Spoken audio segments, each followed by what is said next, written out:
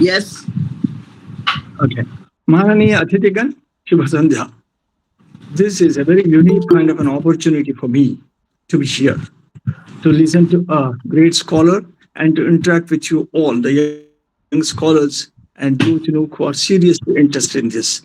In fact, as a chairperson of this session, I'm supposed to speak a little later, but now that I have to introduce the topic, I would start with a note which is rather serious, but at the same time very critical at this moment.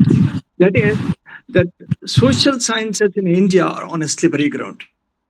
I pardon me if I'm sounding very pessimistic. That's not the intention. We are on a slippery ground basically because we are not really we have not become or trying to become a part of the community as such. That means our relevance is very strongly questioned today, but that is just a challenge. This is not to be disheartened. Instead, I think we should fight with all the vigor to make ourselves more prasangik. In fact, towards the end, uh, within the time limit, I think I should also be talking about this question of relevance or so. The basic idea is that social sciences, as they are taught today in universities and in colleges and elsewhere, are not quite our social sciences. They really do not address our concerns. They really do not talk about us. When we speak of, in fact, I keep talking about this to my students, all over, both in India and elsewhere, that the word tradition has become almost an abusive word. We really would like to become modern, and in that sense, really, we don't want to follow any tradition as such. Maybe that we shall come to that later. And I'm sure Professor Chandrakala Padiaji would touch upon such important things. So today we are at a juncture, in a time period wherein we need to introspect, अंतर्मुखी होके, in fact, uh, अंदर हमारे अंदर ही घुस के ये सोचना चाहिए, we have to think this, that where are we really going? Are we really becoming more and more irrelevant as the time passes? Can we really understand our own culture, our own society, and really try to propose certain things which are directly relevant to our society? Otherwise, I keep asking this question to my research scholars, especially my research scholars. After your doctorate, I ask them, after your doctorate, can you really go back to your own villages, your own towns, and your own cities and really try to touch the hearts and the minds of the people? That is a very relevant question that we should be asking. So, this evening, without really taking too much of time, I think we are talking about uh, कुछ ऐसे मुद्दे पर हमारे आज की प्रमुख वक्ता Shrimati professor Chandrakala पालिया जी हमारे ये प्रकाश डालेंगे कि हम सोच सके, उसके बारे में हम सोच सके, उसके बारे में कुछ काम कर सके, और in a way this is something that it is an improvisation for all of us as students of social sciences. I think that's precisely what we should be doing it. So the question of relevance, the question of action, the question of introspection is something that we really need to do. And I also had been talking about it, writing about it, and teaching about all these for a good number of years. And all of us would participate in this. First, we listen to Professor Chandrakala Padiaji, and then I think we shall get back to, I hope it is some kind of a samvad, an interaction, and we shall get back to that. And towards the end, if the time permits, I also really would like to say a few things of what I think about the present situation as such. Thank you very, very much. With these introductory words, I request Professor Chandrakala Padiaji to begin her professional lecture. I'm audible. Yeah, you are. Yes. Yeah, sure, ma'am. Thank yes. Thank you, Professor Vignesh Bhattaji, for your introduction. That has made my task little easier. And thanks to Vikasji for inviting me to this forum so that I can share my thoughts with young scholars and with very renowned and distinguished scholars like Brijendra Pandey ji and others. My pranam to Brijendra ji. Namaskar, Brijendra Pandey ji, to you. and some of my students, they have also joined. I have sent them the link. So I'm very happy to be here. The subject today of my deliberation is decolonizing social sciences, Indian worldview, the Indian worldview. What First of all, I would like to say there are three words in this my presentation. One is decolonization, social sciences, and the third one is worldview. So these three words, so we should be very clear about these three words, because decolonization, as you all know, means challenging colonial ideas, structures, and influences that continue even after a political independence. So many years have passed, but still we continue with that. Social sciences are those branches of knowledge that study human society and social relationships. It is a systematic study of human society, its institutions, and the relationships among individuals within society.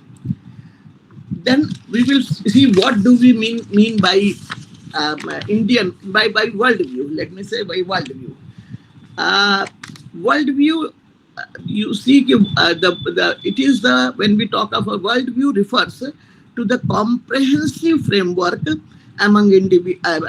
comprehensive framework through which a person, society, or civilization understands and interprets the world. In simple terms, it is the lens through which we see and understand reality. Here it is necessary to understand the difference between worldview, ideology, and philosophy. One must make it very clear. A worldview is the broadest concept. It includes beliefs about reality, knowledge, values, and life purpose. A philosophy is a systematic and critical inquiry into fundamental questions. It is more structured and critical inquiry into fundamental questions. Then an ideology is a set of ideas aimed at guiding social and political action. It is more practical and action oriented than both worldview and philosophy. So little bit I have made it clear that what is the meaning of these three words and why these three words we must make a distinction between between worldview, ideology, and philosophy. Now I will leave that. So the question arises: what is the need for decolonization? Why there should be decolonization? That is a very fundamental question. In fact, contemporary social sciences and science discourse, it suffers from rigid ethnocentricity and Eurocentrism. Why it is ethnocentric? Because the West believes in the inherent superiority of its own ethnic groups and culture. पश्चिम हमेशा क्या सोचता है कि मेरा culture जो है, मेरी संस्कृति जो है और मेरे जो आइडियाज हैं वो बहुत सुपीरियर हैं. It sees the world through the lens of its own culture and thinks it is the best always. There is very beautifully a Portuguese sociologist has said, Sousa Santos has rightly said, there is no global social justice without global cognitive justice. That it is Eurocentric because it privileges Western theories as normative and universal, thereby marginalizes other epistemologies and reinforces intellectual hierarchies, and thereby marginalizes other epistemologies. The Western world has viewed India and its culture in the same manner. The result is we have by and large ignored our long tradition of sociological thinking that has always been careful of the intense diversity of Indian social reality. As a result, all recent debates in social sciences on nation state, human rights, feminism, multiculturalism, social justice, etc., continue to remain parochial, complacent, and narrow, and have hardly taken cognizance of the Indian perspective. That is why we need to rewrite our own history and social concepts. That this is the reason that we require decolonization.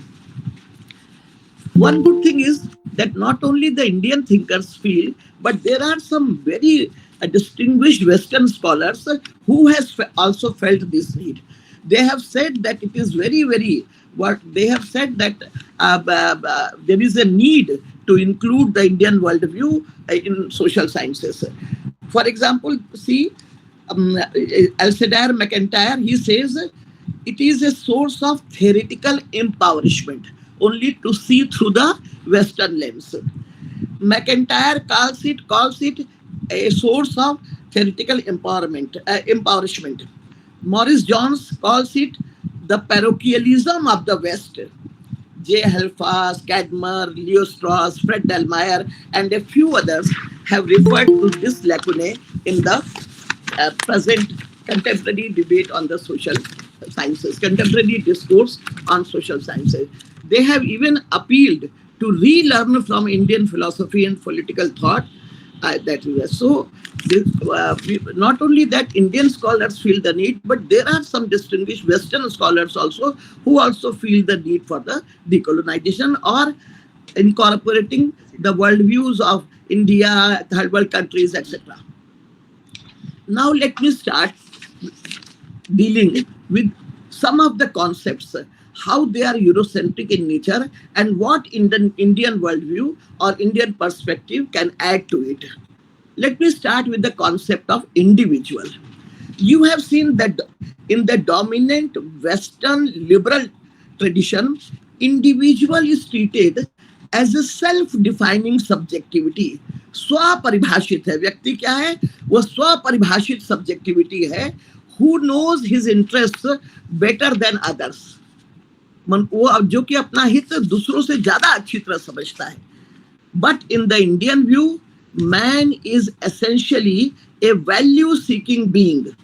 One discovers this notion not only in our foundational texts, Vedas, Upanishads, and Dharma Shastras, but also in modern times in the philosophy of Vivekananda, Tagore, Sri Aurobindo, Gandhi, and some others. Gandhi has clearly said that man is in no way a hedonistic or egocentric or merely a rational being, but a moral being always in search for the authentic meaning of his existence as human being. Human is a cosmic being. Man is a spark of that cosmic reality, the divine flame. So, and if you read all other thinkers also, you will find that they reflect the same idea. For example, K.M. Panikar, I like his definition very much. He says, in other concepts, Western concept of liberal tradition, it is individual is an individual who is egocentric or who is, who knows his interests better than others. But he said, in the Indian worldview, every individual is a person, and person means web of relations. प्रत्येक व्यक्ति एक person है जो संबंधों का समुच्चय है. मेरे यहाँ ये आपके बहुत जो हाउस ऑफ लॉर्ड्स के मेंबर है भिक्खू पारिक, वो एक लेक्चर देने आए थे हमारे डिपार्टमेंट में. तब उन्होंने ये कहा था कि आपने बड़ी अच्छी सी बात कही. उन्होंने कहा, कभी आप ये सोचते हैं कि हम लोग कभी कहते हैं कि क्या कुछ तुम चाय वाय पियोगे, ये वाय कहाँ से आ जाता है चाय के साथ. चाय वाय पियोगे तो ये वाय कहाँ से आ जाता है. ये वाय इसलिए आ जाता है कि आप अगर मैं अमेरिका जब रही, can I by T for you, क्या मैं आपके लिए चाय खरीद सकता हूँ. कभी भी वो चाय के साथ वाय नहीं होता है, क्योंकि हमारे क्या है कि हम पर्सन होने के कारण अगर गांव में भी आप जाएंगे किसी से पानी मांगेंगे तो बिना गुड़ के वो आपको पानी नहीं देगा. तो हमारी ट्रेन के डिब्बे में सफर करिए, मैंने कितनी बार ये देखा है कि एक व्यक्ति 6-7 लोगों की चाय आ जाती है, एक व्यक्ति पे करता है, जब दूसरे लोग पे करने लगते हैं तो बोले, अरे भाई साहब चाय का पैसा लेंगे क्या आपसे. तो एक मतलब जिसको कहना चाहिए इम्प्लिसिट, बिल्कुल इनहेरेंट जो है हमारे यहाँ रिलेशनल जो व्यक्ति जो है, he is always being seen in relation to others. इसीलिए हमारे यहाँ डेट की बात की जाती है. तो हम लोग ये देखते हैं, तो हमको ये जानना चाहिए कि हमारा जो कॉन्सेप्ट ऑफ इंडिविजुअल है वो कैसे उनसे भिन्न है. हम ये नहीं कहते किसी को भी कि आप इसको स्वीकार करिए. मेरी केवल और केवल यही रिक्वेस्ट रहती है कि वो कंटेम्प्ररी डिस्कोर्स का पार्ट बने, मेन स्ट्रीम का पार्ट बने। जब हम पढ़ाएं तो हम ये भी बताएं कि वो ये लोग क्या कहते हैं, इंडियन वर्ल्ड व्यू क्या है। अब देखिए, इंडियन डॉक्ट्रिन ऑफ अद्वैता, अब unity of humankind was the central message of the Indian doctrine of Advaita. The principle of the unity of man was not mere rhetoric, a pious sentiment, or a moral postulate, but the deeper truth about human existence. It conveyed the profound insights that men necessarily rose and fell together, that no man could ever benefit at the expense of another, and that his relation to himself, pay attention to that, and that his relation to himself and to others, his internal and external world, formed part of a single pattern. So in हमारी concept में हमारा जो अद्वैत का concept है, it is very, very important, and we should be the part of the mainstream thought. Here one can clearly see the difference between the concept of individual in India's knowledge tradition as reflected in Gandhi, in sharp contrast with that of John Stuart Mill's philosophy. Where for Mill, only a person who constantly improves himself, develops new powers, and evolves himself as best suited to his natural constitution, attains autonomy, and becomes a self-determining person who had character or individuality, one whose desires and impulses are not his own, has no character, no more than a steam engine has a character. This is the definition given by John Stuart Mill. And that is why John Stuart Mill, you know the famous quotation of John Stuart Mill, the whole of Asia and Africa is a dark continent. And it is good that Britishers are ruling over them to make them civilized. हमारे कुर्ता पैजामा पहने हुए लोग, हमारे माला फेरते हुए लोग, तो उनको बड़े अनसिविलाइज्ड नजर आए। और उनके यहाँ जो उन्होंने ड्रेस कोड पहना, गर्मी में भी आप यहाँ पर टेरिलिन पहन रहे हैं, कोर्ट में जा रहे हैं, तो आज तक जो है बो लगा करके, काला कोट पहन करके यहाँ बो लगा करके जा रहे हैं। ये सब चीजें जो कि इन्वायरमेंट फ्रेंडली नहीं है, वो सब उनके लिए बहुत मॉडर्न है। उन्होंने कॉन्टेक्स्ट नहीं देखा, यहाँ की कल्चरल कॉन्टेक्स्ट नहीं देखा, हिस्टोरिकल कॉन्टेक्स्ट नहीं देखा, ज्योग्राफिकल कॉन्टेक्स्ट नहीं देखा।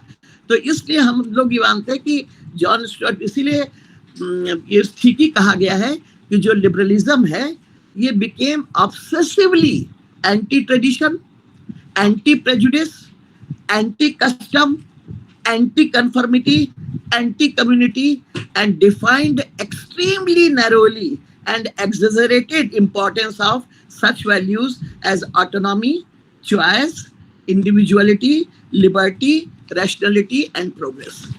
So this much I would like to say about the concept of individual, how our concept of individual is not only relevant for us, but it is relevant for the entire globe. And we make secondly, now I will come in the social sciences and especially political sciences. State is not a leviathan, but a means for self-realization.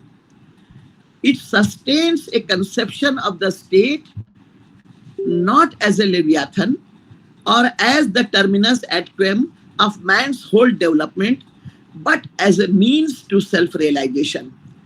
The famous Hindi poet Goswami Tulsidas ji defines it as Jan Suraj Khal Udyam Gayau. Jan Suraj Khal Udyam Gayau, which means only that state is democratic where there is no trace of any kind of barbarism or viciousness, and where the political order derives its strength from and depends for its authority on the soul force. इसलिए in the words of, I used to discuss with Professor Govind Chand Pandey, whom I regard not only as a historian, but he has tremendous knowledge as far as social sciences are concerned. He always used to say, he said, it is only when the organized system of power in a society is geared to serve the social consciousness of right, that a proper political system can be said to exist. You have all read Kautilya, and you have seen that what Kautilya defines about the state. So what I mean to say कि हमारे यहाँ जो राज्य की अवधारणा है वो राज्य की अवधारणा ये नहीं है, और वेलफेयर स्टेट में जब जिसकी बात करते हैं तो स्टेट को इतनी अधिक पावर दे देते हैं और फिर उसके बाद वेलफेयर स्टेट की बात करते हैं। लेकिन हमारे यहाँ जो है जिस स्टेट की जो परिकल्पना की है कि ये स्टेट जो है that can be a means of self-realization also. Little bit trace of this in a different form we find in Plato, but that is very different from the Indian worldview. Now I will say in the Indian social sciences, there is resolution not only of Indian predicaments, but of world historical problems. It offers, to my mind, not only theories for the resolution of some exclusively Indian predicaments or problems, but of world historical problems, such as feudalism, capitalism, technocracy. Norman D. Palmer has very rightly said, I would like to quote that. He says, I quote, "The concepts of the essential unity of mankind and the philosophical ties which bind East and West have never been more profoundly held or more eloquently voiced than by the seminal thinkers of modern India." Unquote. Just see, Norman D. Palmer, he also accepts that how this essential unity of mankind, that the way you find it in India's philosophical tradition, in the modern Indian thinkers, you do not find it anywhere else. But this should not only be accepted by one or two persons. Generally what happens, we ourselves are not teaching it in the class. Then next point which I would like to deal, that is non-dualistic metaphysics and epistemology. Non-dualist metaphysics and epistemology. Indian thought is rooted in a non-dualist metaphysics and epistemology which transcends the dichotomies between spirit and matter, individual and society, nature and culture, necessity and freedom, elite and mass, subject and object, ends and means, and reason and emotion. The entire Western philosophy suffers from this dualism, इस द्वैतवाद से. लेकिन अगर आप Indian philosophy का गहनता से अध्ययन करें तो आप क्या पाएंगे कि ये डुअलिज्म हमको वहां देखने को नहीं मिलता है. उदाहरण के लिए देखिए, इमोशन और रीजन की जो डायकोटमी है वो वेस्ट में इतनी ज्यादा है, उन्होंने विमेन को इसलिए महत्व नहीं दिया कि they are more emotional, they are not rational. Hegel goes to the extent of saying women are totally incapable of reasoning. तब विकास जी ने मुझे भाषण के लिए बेकारी बुलाया, क्योंकि जब मेरे में रीजनिंग ही नहीं है तो विकास जी को तो बुलाना ही नहीं चाहिए था. तो वो कहते हैं, लेकिन हमारे क्या कहते हैं, हमारे विमेन को इसलिए, हम जो आज कर रहे हैं प्रैक्टिस में वो हमारी दूषित मानसिकता का परिणाम है. लेकिन अगर हम थियरी में जाएं और हमारे सेंट्स और सेजेस ने कहा उसमें अगर जाएं तो हमें पता चलेगा कि उन्होंने स्त्री को इसलिए, जिस मनु को हम इतना गाली देते हैं, इतना अब्यूज करते हैं कि बेचारे मनु जी जिंदा होते तो उनको हार्ट फेल जरूर हो गया होता.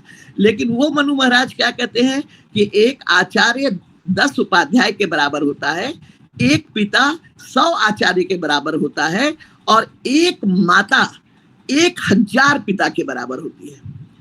तो आप ये सोचिए कि हमारे आप दुर्गा सप्तशती को लीजिए, आप शंकराचार्य को लीजिए, आप देखिए कि वो कहते हैं कि शिव भी बिना पार्वती शव है.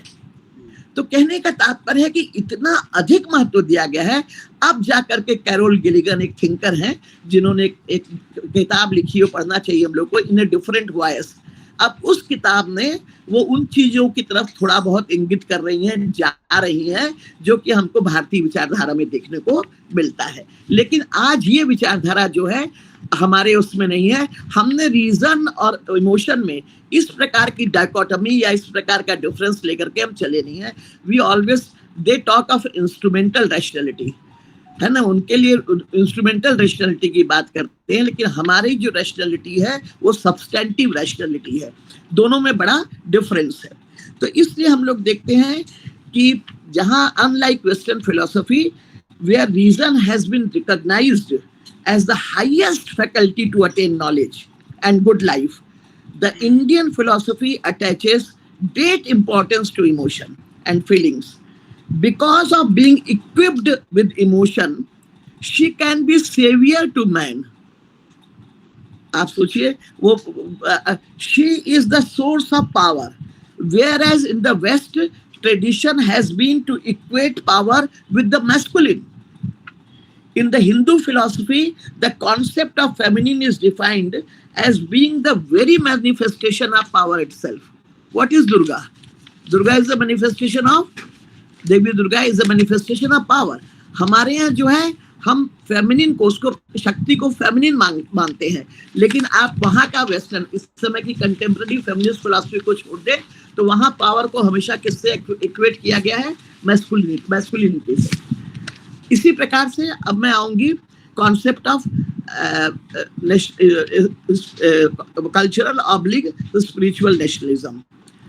आप देखते हैं कि जो the post 1960 period debate on nationalism centre rounds to opposite strands, modernist versus historicist. आप जानते हैं कि दो विचारधाराएं हैं नेशनलिज्म के बारे में, एक को मॉडर्निस्ट हम कहते हैं, दूसरे को हम हिस्टोरिसिस्ट कहते हैं. Modernist like John Breuilly, Eric Hobsbawm, Benedict Anderson and Ernest Gellner, they considered it as a purely political movement and product of modernity. इन्होंने नेशनलिज्म को ये कहा है. Reacting to modernist claims, historicists like Anthony D. Smith, Adrian Hastings, and John Hutchinson, they argued that any nation is a historical community grown into a nation over a long period of time, reflecting certain values, beliefs, and modes of living. Up in this ongoing debate between modernists and historicists, to my mind, there is no reflection or even mention of cultural nationalism or spiritual nationalism, which is so deeply reflected in thinkers like Vivekananda, Sri Aurobindo, and Gandhi. I think Foundations of Indian Culture, if those who have not read it, Aurobindo book, they must read it. It's a wonderful book and have greater insights into the Indian culture. Even the second model of the historicist thinkers, like Indian, which is closer to Indian nationalism, when I read it, that does not capture its true essence. Indian nationalism does not believe does not believe nation either as an imagined community or as a historical community grown over a period of time. Rather, it believes that, I quote, every nation like an individual has a body, an organic life, an aesthetic temperament, a developing mind, and a soul behind all these signs and powers for the sake of which they exist. This kind of nationalism has the potential of resisting modernist model as well as of transcending the historicist model. Whenever you will find, whenever we teach nationalism in the class, we only deal with these two models, historicists and the modernists. Why should we also not teach what has been? There was a conference, Vignesh ji will be there, on this very topic, the concept of nation. There is a Indian I'm just following it, RSVP, an Indian Society for Indian, just the full form I'm forgetting. So we have arranged a conference there. राष्ट्रीय समाज विज्ञान परिषद. हाँ जी, राष्ट्रीय समाज विज्ञान परिषद, विज्ञान परिषद. जी मैं बार बार मुझको वो जो विज्ञान परिषद है सर, तो विज्ञान sometimes it happens, So in that seminar, as you remember, this was on the concept of nation, where so many papers were presented and read. Vishwanath Mishra ji has written a full book on this, that nationalism, which is very, very important, which has come out very well. He has been my student and now he has become professor. So you will find that he did it PhD under me. I'm very happy. That's a very good book. One should read it. So we must, bring in this concept of nationalism also in the mainstream discourse on nationalism. Now, concept of modernity. Now, coming to another debate on modernity, there are two competing conceptions of public life: liberal universalism and cultural distinctiveness. या तो हम उदारवादी विश्ववाद में विश्वास करते हैं, या हम सांस्कृतिक विभिन्नताओं में विश्वास करते हैं. दो मॉडल है.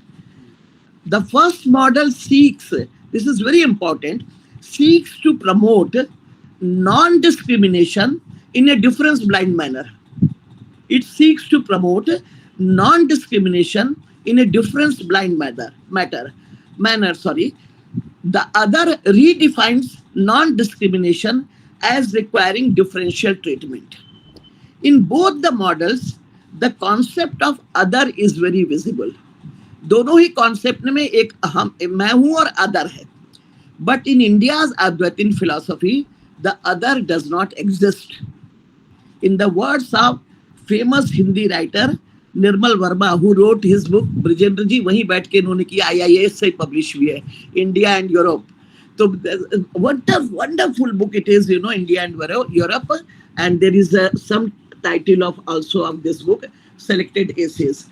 And in this book, he says, Nirmal Verma says, Hindus, आप इसको ध्यान से सुनेगा, Hindus so-called indifference to other cultures was not so much the lack of curiosity or a source or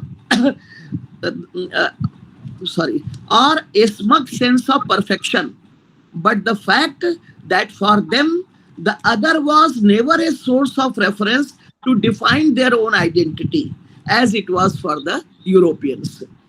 But the self was always accepted as self-referential. The other was neither a threat to their identity nor a source of confirmation of their uniqueness. What a beautiful, this book has been translated in Hindi also. That has also been published from there, only from IIS. So just see, for them the other was never a source of reference to define their own identity, as it was for the Europeans. But the self was always accepted as self-referential. The other was neither a threat to their identity nor a source of confirmation of their uniqueness. Can there be a more human principle than what finds expression in what has been said by Manu? It is 12th chapter, verse 118. Manu says, Sarvamatmani पश्येत सच्चा सच्च समाहितः सर्वह्यात्मनि संपश्यन्ना धर्मे के ऋतु मना. अब just to see,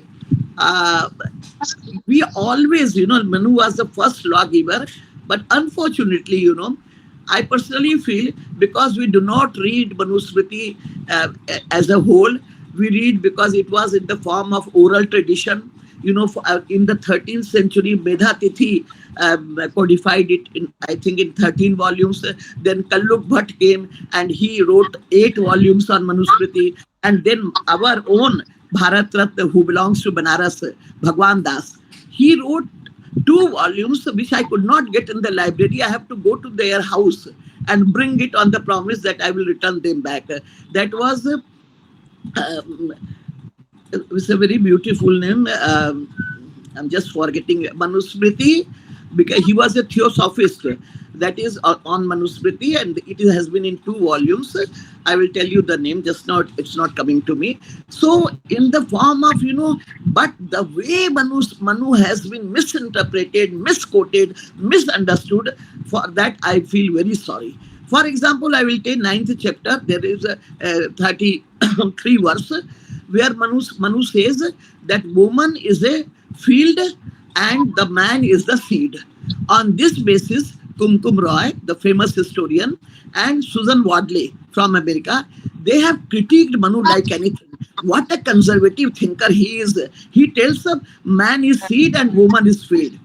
The very next verse, Do not go to other chapter. The very next verse in the Manusmriti says, sometimes the seed is supreme and sometimes the field is supreme. It depends on the situation. इस second verse को refer करने की कोई जरूरत नहीं समझी, क्योंकि अगर इस सेकेंड वर्स को रिफर कर देंगे तो हमारा तो कंक्लूजन ही खराब हो जाएगा. हमको तो अब्यूज करना है इंडिया को, कि इंडिया का, जब तक हम इंडियंस ये नहीं समझ जाएं कि हम बहुत ही कंजर्वेटिव हैं, बहुत ही हम निकृष्ट हैं और हमारे पास कुछ नहीं है, हमारा हाथी और हाथियों का शहर है, तब तक हम कैसे अपना उस पर जमा पाएंगे. तो आप ये सोचिए, इसी प्रकार से आप देखिए मनु का वो कोट. टोरंटो में एक सेमिनार चल रहा था, हमारे ही इंडिया के, I won't tell the name, India की एक फेमिनिस्ट स्कॉलर थी, उन्होंने शुरू से किया कि यही शुरू इसी से किया कि इंडिया में जो है, देखिए मनु कहता है पिता रक्षति कौमारे भर्ता रक्षति ने, आपको पता ही हो फेमस कोट है, इसलिए हम स्वातंत्र न रहते. मनु ने कहा कि पिता जो है उसकी रक्षा कौमारी में कुटुंबार में उसमें करता है, फिर कैसे उसका पिता करता है, फिर कैसे उसका बच्चा करता है, इसलिए स्त्री कभी स्वतंत्र नहीं होती. मैंने सोचा मनु जो कि कहता है यत्र नार्यस्तु पूज्यन्ते रमन्ते तत्र देवता, वो ऐसी बात नहीं कह सकता है. जब मनु को पढ़ती गई हमने आज की स्वतंत्रता का अर्थ मनु पर चिपका दिया है. आपको पता है आज की स्वतंत्रता, ये जो हमने आप स्वतंत्रता बताई ना, उदारवादी, man is a self defining subjectivity, आप पूरी मनुस्मृति को पढ़ेंगे तो आप देखेंगे मनु ने यहाँ स्वतंत्रता का प्रयोग रक्षा के अर्थ में किया है.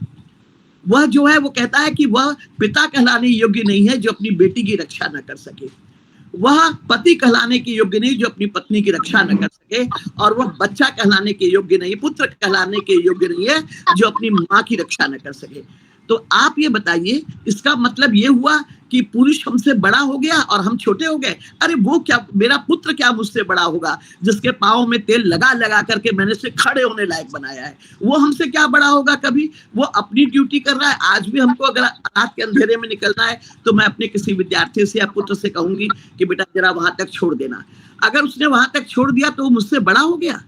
किसी कॉग्निटिव एबिलिटी का महत्व नहीं है, किसी हमारे नेचर की और क्वालिटीज का महत्व नहीं है, बस यही शारीरिक शक्ति का महत्व है, because they have more physical power. तो हम ये कहते हैं कि हमने हर चीज को जो है, हम ही वेस्ट की बात क्या करें, हमारे इंडियन स्कॉलर्स ने, बहुत डिस्टिंग्विश्ड स्कॉलर्स ने हमेशा वेस्टर्न लेंस से ही हमारे समुदाय को, हमारे समाज को, हमारी स्मृतियों को, हमारे वेदों को, हमारे उपनिषदों को पढ़ा है. और इसीलिए आप देखते हैं कि ये स्थिति हो गई है कि हम जो है अपने ही दर्शन को हम नहीं समझ पाते हैं. तो इसीलिए हम मैं इसीलिए कहती हूँ कि जो अब जो ये मैंने अभी आपको कहा उसमें ये सब मैं बताने लगी कि यूनिवर्सलिज्म और कल्चरल डिस्टिंक्टिवनेस की बात, और अद्वैतीय फिलॉसफी आपने बताई.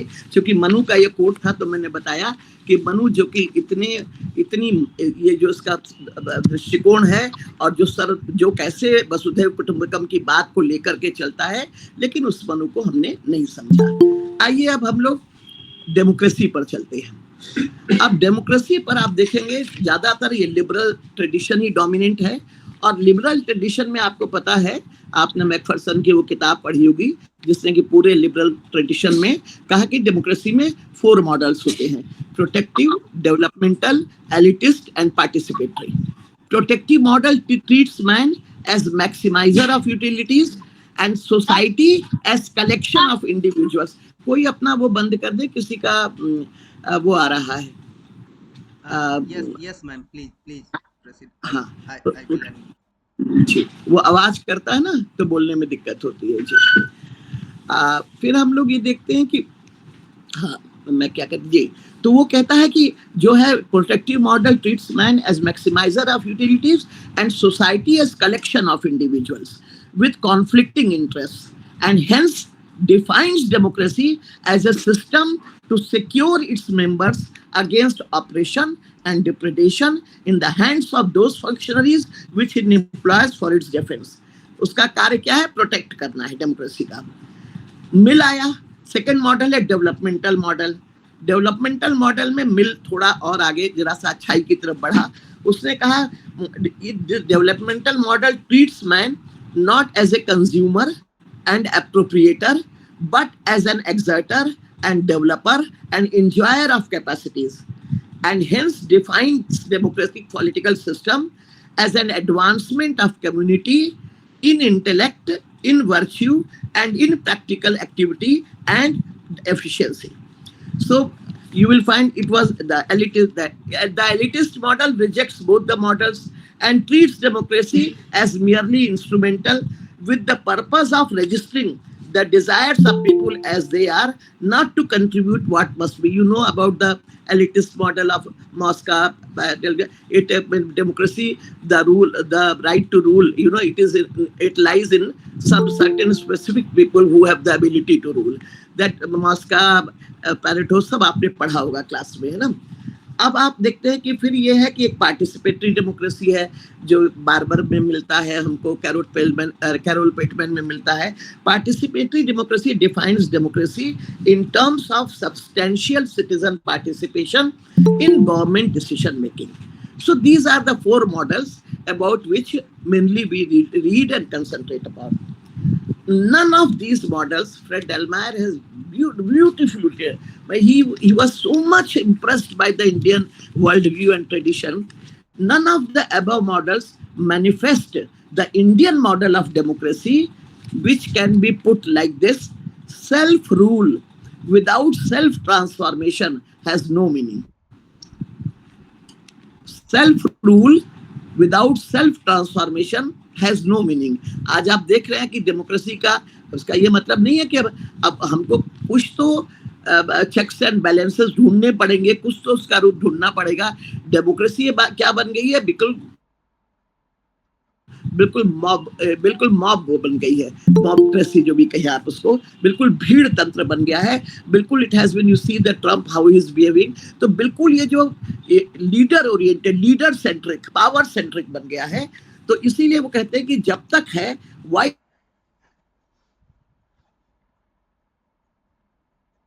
and believe that self-transcendence is consigned to a purely private sphere of inner spirituality. ऐसा हम क्यों सोचते हैं कि केवल जो है हम, बड़ा सुंदर उसने कहा कि जो सेल्फ ट्रांसेंडेंस है वो केवल purely private sphere of inner spirituality है. गजब बात है. एक योग भी हमको सीखना पड़ता है. तो आप देखिए कि कितने दिनों के प्रयास के बाद हम पहला योग कर पाते हैं और धीरे धीरे उसको सीख सकते हैं. लेकिन सेल्फ ट्रांसफॉर्मेशन की बात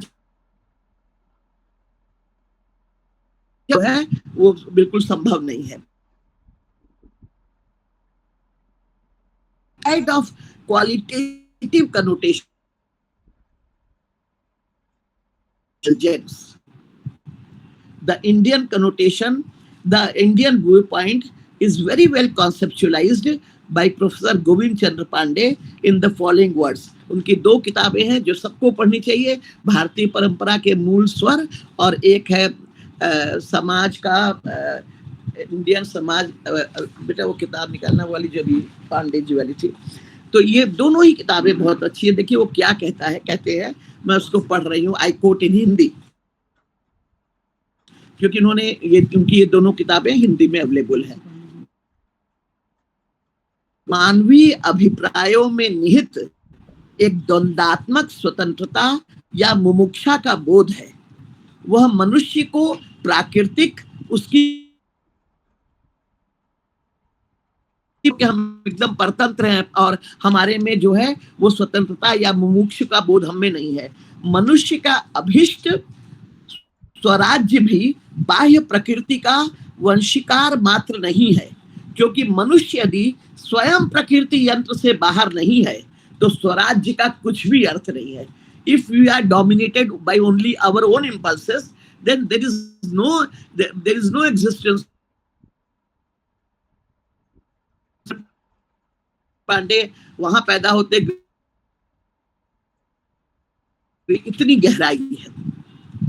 तो अब हम लोग ये देखते हैं कि आपने इसको मैंने आपको बताया कि किस प्रकार से हमारे यहाँ जो डेमोक्रेसी का कॉन्सेप्ट है वो वेस्टर्न लिबरल ट्रेडिशन से बहुत भिन्न है. और ये हमारे main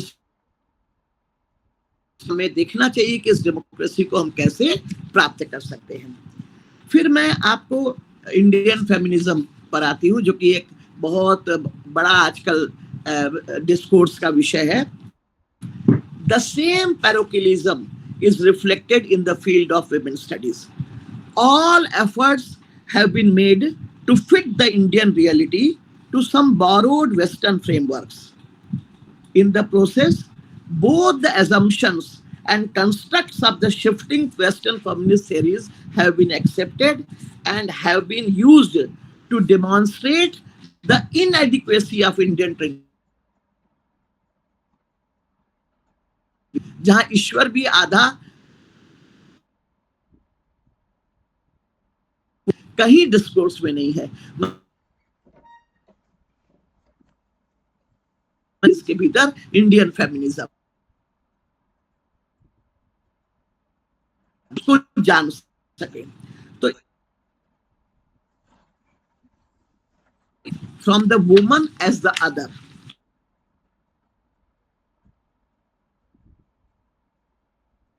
women as the radically other. तो अब हम देखते हैं, जैसे उस सिद्धांत में हम देखते हैं जो रेडिकल फेमिनिज्म है, तो इसीलिए वहां पर there could evolve only two models, homogenising universalism or homogenizing differentialism. In all these discourses, there is no echo of the Indian ideal of Ardhanarishwar, Dharmapatni, Sahadharmini. With none of these, the Indian view of women. उदाहरण के लिए, liberal feminism treats women as an illegal and political rights. आपने देखा है कि जब subjection of women में John Stuart Mill जब विमेन के अधिकारों की बात करता है तो केवल वो विमेन को लीगल और पॉलिटिकल राइट्स देने की बात करता है। सोशलिज्म कहता है कि वो एक प्रोलिटेरिएट है जो कि कैपिटलिस्ट मेन के साथ साथ कैपिटलिस्ट फोर्सेस का विक्टिम बन गई है। कम्युनिटेरियनिज्म क्या कहता है? That treats her as an integral part of community from where she derives her ideas and values. Communitarianism कहता है कि जो कुछ भी आइडियाज हैं वो सिर्फ कम्युनिटी से डिराइव करती है। Post modernism asserts her independent identity and rootedness in the particular socio-historical context. And radical feminism believes in constructing an independent feminine subjectivity. As against all these views, the Indian viewpoint believes in interdependence and coexistence. You read any verse in Vedas, in Upanishads, in our Dharma Shastras, they always believe in coexistence. But unless you read that, because we never read that, Dharma Shastras, Vedas and Upanishads as texts of history, they are only being treated as religious texts. So no one reads them and decolonize our thinking. That as a result, what has happened? You know, third world feminism पर अब इतना literature आ गया है। चंद्रा मोहंती ने लिखा beyond borders, Chandra Mohanty ने ये लिखा कि थर्ड वर्ल्ड फेमिनिज्म पर एक पूरी किताब लिखी। पाकिस्तान में लीला अहमद ने लिखा, उसने किताब लिखी जेंडर इन इस्लाम। ट्रिनिटी मिहन्हा एक वियतनामीज थिंकर है, उसने एक किताब, उसने जब पूरी किताब लिख ली तो उसने कहा कि अरे what a rascal I have produced. I have written everything through the eyes of West. इसी तरह से आप देखिए एंजाल्डुआ जो कि मैक्सिको के से आती है, उसने बॉर्डरलैंड एक किताब लिखी जिसमें कि उसने बात की कि थर्ड वर्ल्ड फेमिनिज्म क्या है। सबसे इसका जो कहना चाहिए कंटेम्पररी और सबसे को पता है, बेल हुक्स अपना नाम में बी छोटे से लिखती हैं और एच छोटे से लिखती हैं। आप आदत है ये पहले अक्षर को और दूसरे अक्षर को जो हमारा उसको हम कैपिटल से लिखते हैं। बेल हुक्स कहती है कि मैं अपनी इंडिपेंडेंट आइडेंटिटी की, थर्ड वर्ल्ड औरतों की भी एक आइडेंटिटी है, उसको बनाने के लिए मैंने पहला शब्द और दूसरा शब्द जो है स्मॉल लेटर से लिखा है। और बेल हुक्स ने इतनी किताबें, मेरी एक स्टूडेंट उसी पर रिसर्च कर रही थी, उसके बाद मैं रिटायर हो गई तो she was transferred to other person. उस समय मैंने उनकी सारी किताबें, उसकी सारी किताबें पढ़ी तो फिर मैंने ये देखा कि किस प्रकार से वो कहती है कि जो जिस women टर्म्स ही बदल गए हैं। जैसे उदाहरण के लिए आप ये देखिए, एक ब्लैक वुमन है, उसका बच्चा है, वो कहता है I hate my mother. Why I hate my mother? Because मैं हमेशा देखती हूँ कि वो व्हाइट वुमन के बच्चों को नर्चर करती है, केयर टेकर है, उसको खिलाती है, और मेरे लिए उसके पास कोई समय नहीं है। तो how you see how the class affects the relationship has been very beautifully said in this. तो मेरा ये कहने का मतलब है कि हमारे यहाँ का जो फेमिनिज्म है उसकी चर्चा मेन स्ट्रीम डिस्कोर्स में आज भी नहीं है। पिछले 15 वर्षों से मैं इस दिशा में काम कर रही हूँ। जब तक इतना लिटरेचर ना पैदा कर दूं, ये समझ में नहीं आ सकता है। इसी तरह से कॉन्सेप्ट ऑफ ह्यूमन राइट्स को आप देखिए। ह्यूमन राइट्स का जो कॉन्सेप्ट है, आपको पता है, universal declaration of human rights पढ़ा है ना आपने? यूएनओ का क्या है? Universal declaration of human rights है। अफ्रीका में इतनी ताकत थी, उन्होंने कहा we totally reject your universal declaration of human rights, because हमारे यहाँ ऐसी यूनिवर्सल कोई चीज ही नहीं है। उन्होंने charter of human rights, African charter of human rights declare किया। उन्होंने कहा हमारी तो सारी चीजें, प्रॉपर्टी भी कम्युनिटी ओरिएंटेड है, हमारी तो कोई सिंगल प्रॉपर्टी का कॉन्सेप्ट ही नहीं है।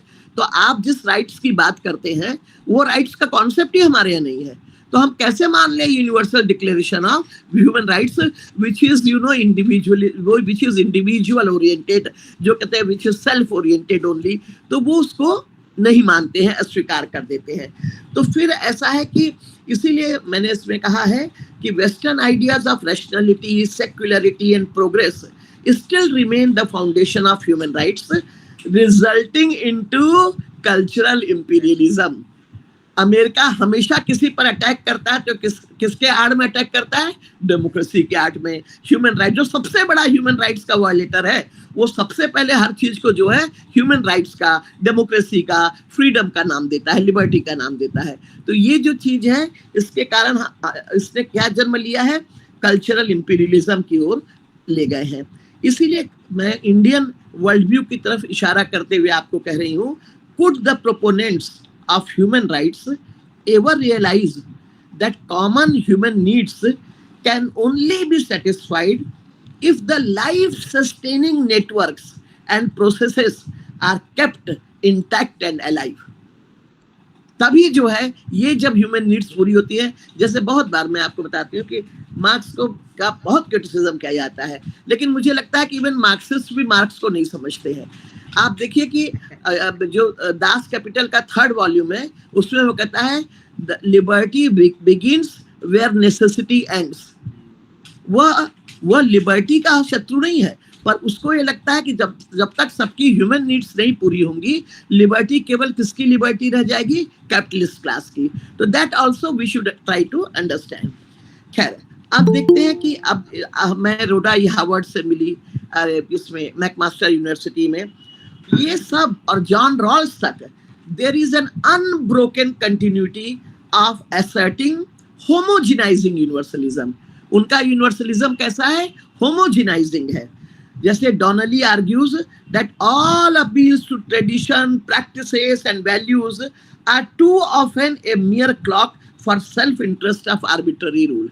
हम जो भी बात करते हैं वास्तव में उससे आर्बिट्ररी रूल को हम करते हैं, इसलिए ट्रेडिशंस, कस्टम्स की बात इसमें बिल्कुल नहीं की जाए। John Rawls indulges in developing a conception of procedural fairness which would apply to all groups belonging to different cultural traditions and religious beliefs. तो इसी प्रकार रोनाल्ड, इसीलिए अब्दुल्लाही नैम ने कहा है, एक अफ्रीकन राइटर है, कि ये जो अमेरिकन जो ह्यूमन राइट्स का कॉन्सेप्ट है, ये इज रिजिड एंड एक्सक्लूसिव एथनोसेंट्रिसिटी पर बेस्ड है। तो हम लोग ये देखते हैं कि इस प्रकार से जितनी भी मैंने आपको कुछ कंसेप्ट समझाए, ये तो एंडलेस है, इस पर पूरे दिन बोला जा सकता है, लेकिन मैंने आपको बताया कि कैसे हमको आज ये जरूरत है कि हम सोशल साइंसेस में, इवन ह्यूमैनिटीज में सारे कॉन्सेप्ट्स को इंडियन वर्ल्ड व्यू से देखें। इसीलिए I would like to summarize my talk by saying that there is a need. What is the need? To evolve and reinforce our own conceptual categories in place of intellectual dominance of the West, and thus save ourselves from historical amnesia and political schizophrenia. to provide there is a need to provide an alternative to West-centered paradigms of politics, to initiate a critical and constant dialogue with our own as well as other traditions, to bring Indian perspective into the mainstream thinking in sphere of political theory and humanities and social sciences, to present a critique of critiques of Indian thought coming from the West. जब हम इतनी चीजें करेंगे तभी जाकर के हम जो इंडियन वर्ल्ड व्यू है उसको स्थापित करने में सफल हो सकेंगे। इन्हीं शब्दों को कह करके मैं अपनी वाणी को विराम देना चाहती हूँ। Thank you very much for a very patient hearing of this. Thank you, Vignesh ji, and thank you, Brajendra ji, जुड़े हुए थे, Brajendra Pandey ji. I was very happy that he has been there. My one of a very close colleague, Vijay Mishra, also has joined it for some time. Namrata Rathore also has, Manisha Mishra. They all have, whom I recognize. They all have there. So thank you very much. है ना?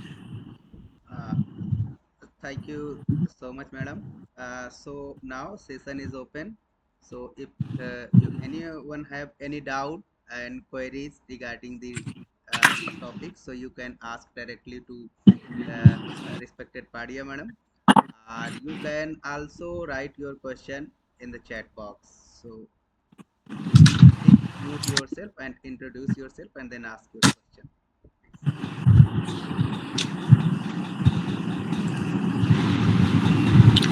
Your questions are the real, gift for me, because when you question, then I understand what kind of and try to improve upon that. So please do not hesitate. Bombard me with questions. I welcome questions. I'm not one of those teachers who do not like questions. You can ask any question. What?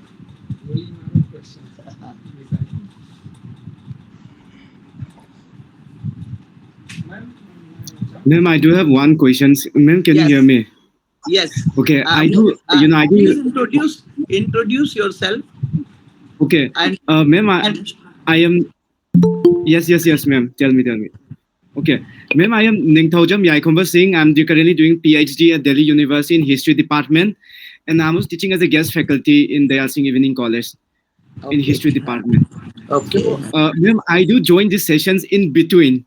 So, because sir has sent me that link in between after 30 minutes in the starting of the session, so I join in between. So I do have one question. You have articulated ideas very detailedly, very minutely when it comes to the historians and the postmoderns. So I do have one question. Who pose a greater threat to the truth? The historians who refuse to modelize the past, or the modernists who weaponize the past to serve the present ideologies? So who... you just repeat, your voice is not... I'm unable to hear me. Please, there is a difficulty in listening to... Voice is, in between, बीच में टूट जा रही है. इसलिए आप अपना question... Okay. Now I think it's... ma'am, is that clear right now? Yeah, now it is clear, yeah. Okay. And be slow. Okay. I do have one question. Who poses a greater threat to truth? The historians who refuse to modelize the past, or the modernists who weaponize the past to serve the present ideologies? In terms of truthness, who possess the high? Is it the historians, or is it the modernists who comes to the present ideologies? Posing a threat, when you ask a question, who has posed the threat, there cannot be categorical answer to it, because some of the historicists, they have posed a threat, but some of the historians, they have not posed a threat. In the same manner, modernists, we always confuse modernity with westernization, but Western modernity is something different. Indian modernity is something different. You will have to go into our Renassa thinkers, that how, just what they talk about modernity. Many persons go to you will find also. So the question is, about whom you are talking, In general, there can be no categorical answer to it, Okay. Okay. There's no categorical answer. Thank you, so, ma'am. You articulate the ideas very detailed and minutely, and I'm listening one by one, coming to the feminist ideas, coming to the... It's so well. Thank you so much, ma'am. I enjoyed this session a lot. Although I came in between, but I enjoy a lot. Thank you very much. Thank you. Thank you very much. Good evening, ma'am. Yes. Ma'am, yes, ma'am. I'm No, sorry. why have you put off your this thing? Video. Please open Because, your video if possible. Please open your video. I'm not talking to the wall. If video is there, you enjoy it. You feel as if you are talking in the class. Yes. Yes, please. Yes. Ask Ma'am, me. actually, I cannot. Please, Sonoj, please ask. Please ask. Acha, please ask. What is your- Actually, ma'am, I'm not wearing spectacles. I have vision impairment. I am Okay. Sonu Trivedi, ma'am, from Kanpur, pursuing Ah. PhD in political science. और ma'am मैंने अभी recently political science society का conclave attend किया था on decolonising political science, professor Rekha Saxena ma'am Delhi में हुआ था। तो अच्छा। मैम मेरा एक क्वेश्चन है कि अगर हम हर वेस्टर्न कॉन्सेप्ट को ये कह के कि ये western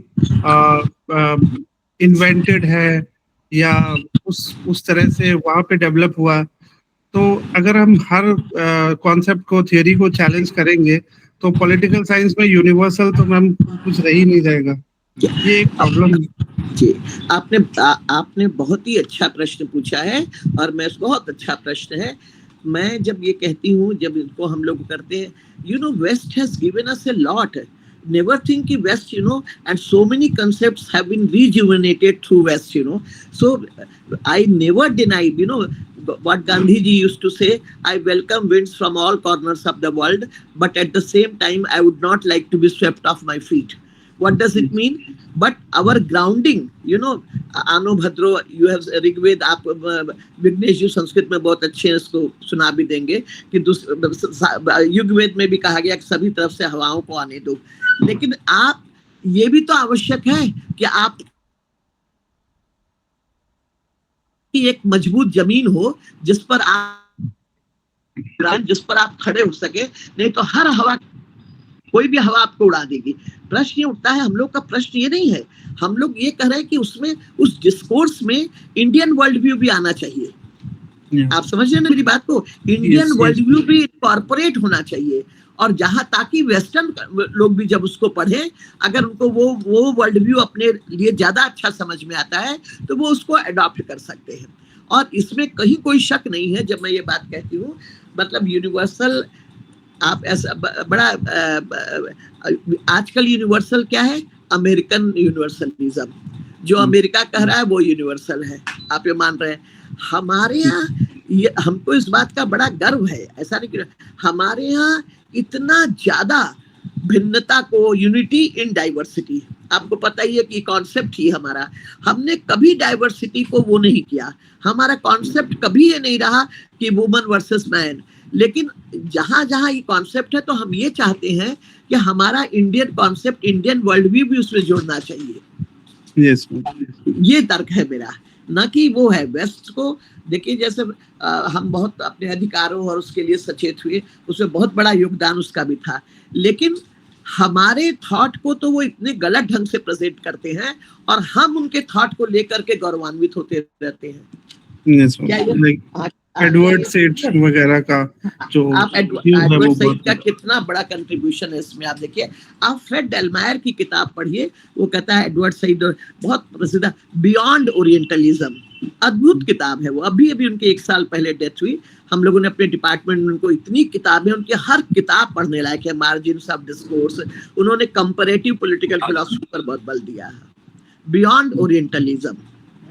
yes ma'am, sure ma'am, जरूर पढ़ूंगा इसको। हाँ, और हाँ, बहुत अच्छा लगा मैम आपका लेक्चर, काफी informative. Thank you ma'am. Thank you very much for asking this question. Yes, Good evening, ma'am. Yes.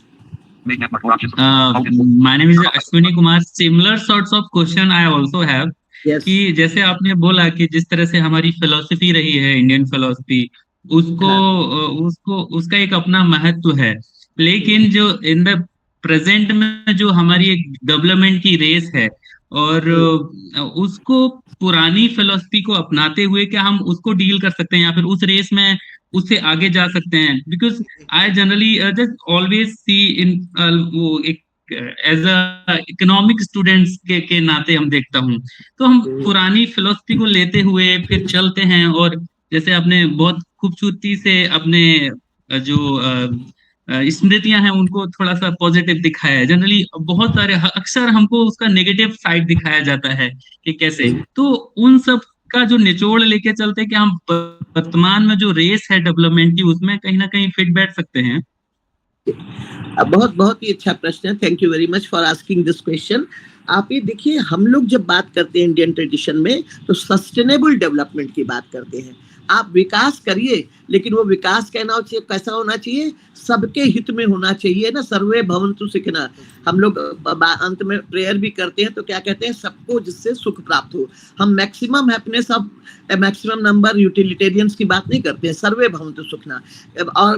और सबसे बात वो करते हैं कि हम कभी भी वर्टिकल उसकी बात नहीं करते हैं, हॉरिजॉन्टल बात करते हैं। ये नहीं कि वर्टिकल पे एक ऐसे खड़ा है, वर्टिकल तो कैसे खड़ा होगा, उसमें एक आदमी ऊपर होगा और सब क्या होंगे, नीचे।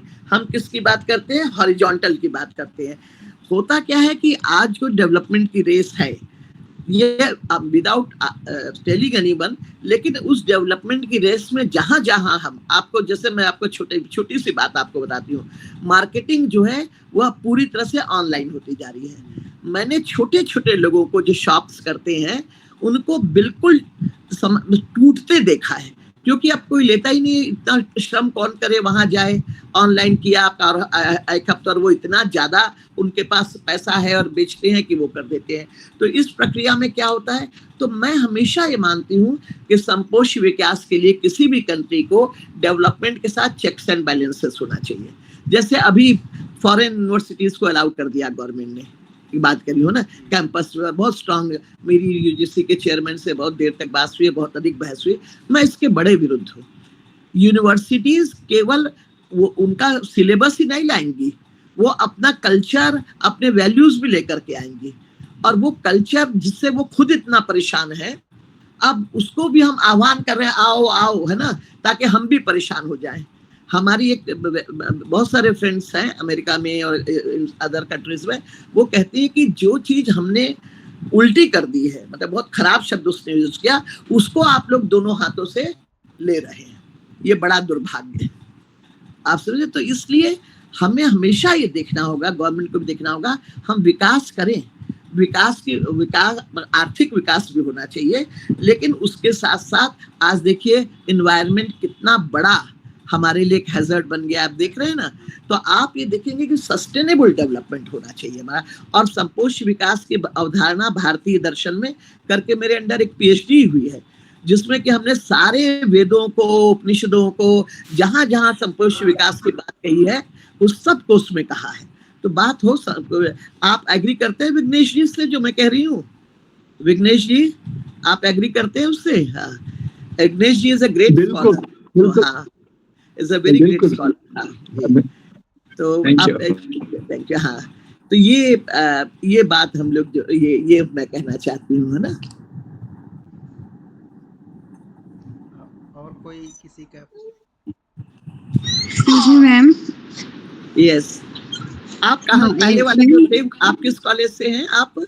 जस्ट मिनट, अश्विनी जी, हाँ, आप कहाँ से हैं?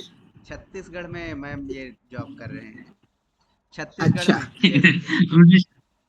Ma'am, actually, I recently awarded a PhD from Indira Gandhi National University, और मैंने बहुत जगह आपको सौभाग्य प्राप्त हुआ, आपको ऑफलाइन भी सुना है बहुत सारे सेमिनार्स में। अच्छा, तो अच्छा, अभी मैं गेस्ट फैकल्टी पढ़ा रहा हूँ। अच्छा, अच्छा, हाँ, ठीक ठीक है, बहुत अच्छा। हाँ जी, अब बताइए, आप जो पूछ रही थी, please introduce yourself. Yes ma'am, मेरा एक क्वेश्चन था पहले कि अपने को अभी introduce recently, yes ma'am, I have been your one of your students at graduation level at Banaras Hindu University Women's College.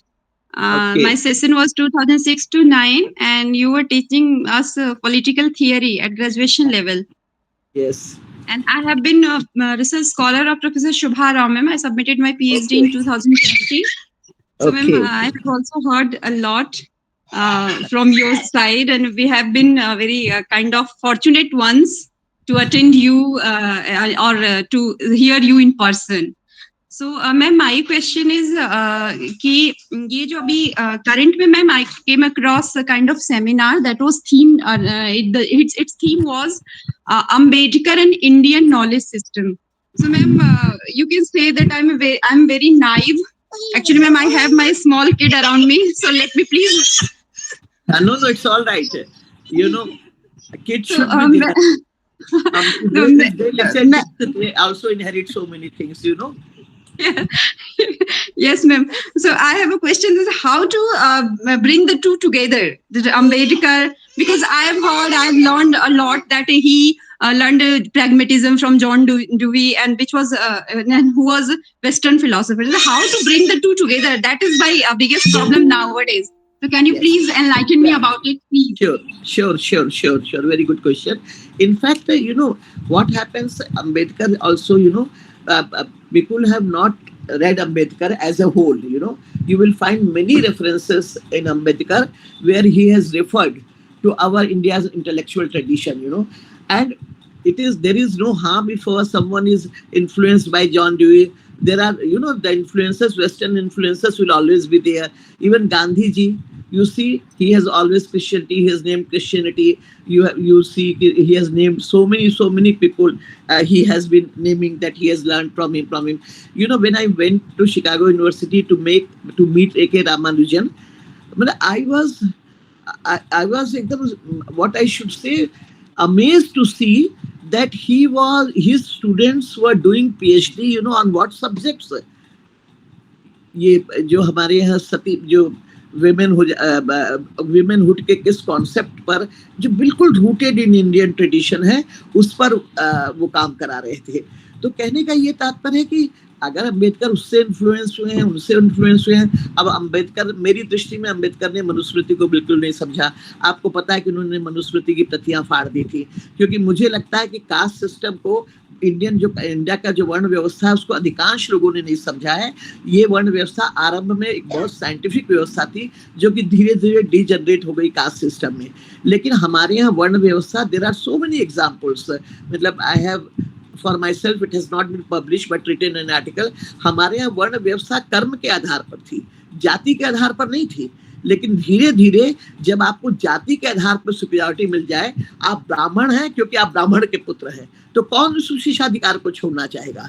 अगर स्त्री आपको 24 घंटे एक मेड सर्वेंट के रूप में मिल गई है, तो पुरुष अपना विशेषाधिकार क्यों छोड़ेगा? तो कहने का तात्पर्य है कि हमको ये देखना होगा वास्तव में, जब हम लोग ये देखते हैं कि किस तरह से, और किसी भी चीज को जब उसकी उसमें नहीं पढ़ते, तो मैं ये मानती हूँ. लेकिन इसका ये मतलब नहीं है अगर एक चीज गलत है तो उनका कंट्रीब्यूशन नहीं है. उनका बहुत बड़ा कंट्रीब्यूशन है. और जिस लाइफ को उन्होंने जिया और जिन एक्सपीरियंसेस को उन्होंने जिया, हम लोग देखिए, प्लेटो, अरिस्टोटल कुछ भी गलत कह जाए, प्लेटो कहता है अपने लॉज में the women are secretive and crafty by nature.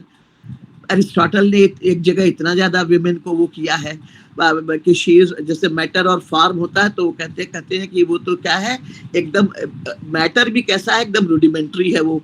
तो कहने का तात्पर्य, आप हेगल कहता है women are totally incapable of reasoning, पर क्या इसके कारण हम प्लेटो, हेगल, रूसो ने तो ऐसी खराब बात कही है कि आश्चर्य लगता है कि वो इक्वालिटी का जनक है और वो ऐसी बात कर रहा है. मीडिया का आर्टिकल है Plato, Aristotle, Rousseau and Hegel on women, a critique, जहां मैंने, जिसके कारण मुझको उनकी ओरिजिनल राइटिंग्स पढ़नी पड़ी और मैंने इन सबको कोट किया है.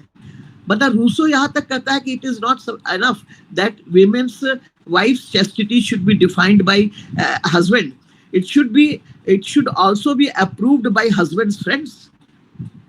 आप सोचिए जरा सा रूसो. लेकिन उसके कारण हम रूसो का जो इक्वालिटी का कॉन्सेप्ट है, वो तो ऐसा नहीं ना कि हम नहीं पढ़ाते हैं. तो जो कहने का तात्पर्य है कि जहां भी अम्बेडकर में बहुत सारी चीजें ऐसी हैं, हमको ये हमारा अपना एक ओरिजिनल, अपना एक ये माइंड होना चाहिए कि हम उसको कैसे उसके साथ एक क्रिटिकल डायलॉग कर सके. और ये तभी संभव है जब आप अपने इंडियन ट्रेडिशन को अच्छी तरह जानते हैं. इंडियन ट्रेडिशन को तो आप पढ़ते हैं टेक्स्ट बुक से, मतलब जो कभी आप किसी ओरिजिनल राइटिंग में जाते नहीं है, और फिर आप जो है, जो वेस्ट ने कह दिया इंडियन ट्रेडिशन के बारे में, उसको स्वीकार कर लेते हैं. वो गलत है. लेकिन ये गलत नहीं है. मैं बहुत खुश हूँ कि you have been my student Aparna. तो इसलिए अर्पणा कहा ना कि अपर्णा, I forgot. नहीं, Arpana. Miss Arpana. Yes, ma'am. Yes, yes. So it's I'm very happy to know that. So that is my question. It's not a question कि ये है कि हमको, I never say that West has not given us anything. Never say. But the question is कि what they have said, we have in so many respects. I feel that we are much better. जिस तरह से हमने वसुधैव कुटुंबकम को adopt किया, लेकिन मैं बार बार ये कहती हूँ कि there is difference between traditional thought and traditional practice. अगर प्रैक्टिस में हमने बहुत सारी चीजों को गलत ढंग से अपनाया, कभी हम पढ़ाते हैं कि मनु ने बलात्कार की क्या सजा दी है, कभी हम पढ़ाते हैं कि अगर ब्राह्मण कोई गलती करता है तो उसके लिए मनु ने क्या सजा नियत की है, कभी नहीं. हम तो जो है तो इसलिए पढ़िए इसको. अगर आप मेरे गुरु थे तो वो हमसे मुझसे कहा करते थे, मतलब मैं उनसे लोग पढ़ने आते थे, वो इंडियन सिस्टम पर थे तो फिलॉसफी और रिलीजन के आदमी, तो वो हमेशा कहा करते थे मुझसे, तुमसे अच्छा तो तुम लोगों से अच्छा तो एक प्रेस करने वाला है जो दिन भर बेचारा मेहनत करता है तो 2 पैसा कमाता है. तुम लोग टेक्स्ट बुक से पढ़ करके क्लास में पढ़ाते हो. इससे बड़ा वो क्या हो सकता है. तुमको टीचर हो तो यू हैव टू टीच ना after reading all these things. पर ये हैबिट धीरे धीरे खत्म होती जा रही है. Aparna, could I answer? Yes, ma'am. Yes, ma'am. I heard you. Yes, Yeah, ma'am. okay. Thank you, Arpana. You show me your face, video. I will immediately recognize. Yes, because I recognize you now. I never forget. If I will see someone, this much I remember. I won't remember his or her name, but I will say he has been or she has been my student. Yes. Any other question, Brijendra ji? नमस्ते ma'am. Yes. Ma'am, मेरा नाम श्रद्धा है. मैं दिल्ली विश्वविद्यालय से PhD शोधार्थी हूँ. हाँ. मैम, मेरा सवाल ये है कि किसी भी अध्ययन में टर्मिनोलॉजी का काफी महत्व होता है, जो हम शब्द प्रयोग कर रहे हैं. आज के संदर्भ में यदि मैं संप्रभुता पढ़ रही हूँ तो मैं सोवरेनिटी शब्द यूज कर रही हूँ, पर शब्द का यूज करना और उसका वास्तविक मतलब जानना अपने आप में 2 बड़े अंतर के विषय हैं. जैसे फॉर एग्जांपल, जब भी मैं आजकल बहुत सेमिनार होते हैं जो डीकोलोनाइजेशन की बात कर रही है, डीकोलोनाइज इंडियन नॉलेज सिस्टम, जैसे ही मैं डीकोलोनाइजेशन सुनती हूँ तो मेरे माइंड में कोलोनाइजेशन याद आता है. मुझे ये नहीं याद आता कि मैं विषय को, एक नए विषय की बात हो रही है, एक नए बदलाव की बात हो रही है. तो आप क्या लगता है कि शब्दों को किस तरीके से हम एज अ स्टूडेंट अपनी लाइफ में यूज कर सकते हैं, क्योंकि हम नहीं यूज कर पाते. हमारा माइंड फ्रेम इतना रिजिड हो चुका है. हम अर्थ समझते हैं पर शब्द को हम नहीं, उसको यूज नहीं कर पा रहे. तो फिर वो स्पेस कैसे एकेडमिक्स में आएगी जिसकी जरूरत है. तो हम decolonisation, Indian knowledge system, decolonisation education की जगह कब हम इंडियनाइजेशन ऑफ थिंग्स पढ़ेंगे या फिर इंडियनाइजेशन ऑफ एनी टर्म्स पढ़ेंगे. आई डोंट नो, बट आपको सुना बहुत अच्छा लगा. और मेरा विषय मैम वैदिक संकल्प पाठ में भारत की भू संस्कृति का अध्ययन है. यदि आप इस वैदिक वांग्मय में वैदिक संकल्प पाठ, अच्छा, ठीक है. संकल्प पाठ में भारत की भू संस्कृति, यदि आप मुझे 1-2 किताबें अच्छी सजेस्ट कर पाए तो आपका बहुत धन्यवाद होगा मैम.